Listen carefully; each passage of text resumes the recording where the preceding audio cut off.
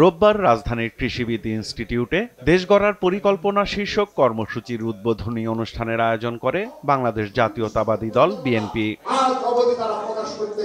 এ সময় BNP chairperson Khaleda জিয়ার সুস্থ হয়ে উঠতে দেশবাসীর কাছে দোয়া চান অনুষ্ঠানের সভাপতি ও দলের সিনিয়র যুগ্ম মহাসচিব রুহুল কবির রিজভী।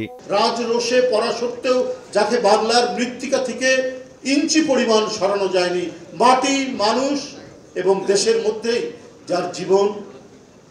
যার জীবন দর্শন কেটেছেন, তিনি আজ এভারকেয়ারে রাজধানীর একটি হাসপাতালে একটা কঠিন শারীরিক অসুস্থতার মধ্যে তিনি চিকিৎসাধীন রয়েছেন। আমরা সবাই তার জন্য দোয়া করব। উদ্বোধকের বক্তব্যে দলের মহাসচিব মির্জা ফখরুল ইসলাম আলমগীর অভিযোগ করেন, বিএনপিকে নেতিবাচক রাজনৈতিক দল হিসেবে দেখানোর প্রবণতা চলছে। বলেন, দেশের জন্য যা কিছু ভালো তা বিএনপি করেছে। বাংলাদেশে যা কিছু ভালো এখন পর্যন্ত অর্জন হয়েছে সেটা যেমন অতীতে বিএনপি করেছে, আবার নতুন বাংলাদেশ গড়ে তোলার ব্যাপারে বিএনপি সেই নতুন চিন্তা ভাবনা জনগণের সামনে নিয়ে আসছে। আজকে একটা প্রবণতা দেখা দিয়েছে অত্যন্ত ব্যাপকভাবে বিএনপিকে একটা নেগেটিভ পলিটিক্যাল পার্টি হিসেবে দেখানোর। এই প্রবণতা কিন্তু ভেঙে ফেলতে হবে, এটা আমাদেরই করতে হবে। যে কোনো অপপ্রয়াসকে পরাজিত করেই বিএনপি এগিয়ে যাবে বলেও প্রত্যয় জানান বিএনপি মহাসচিব।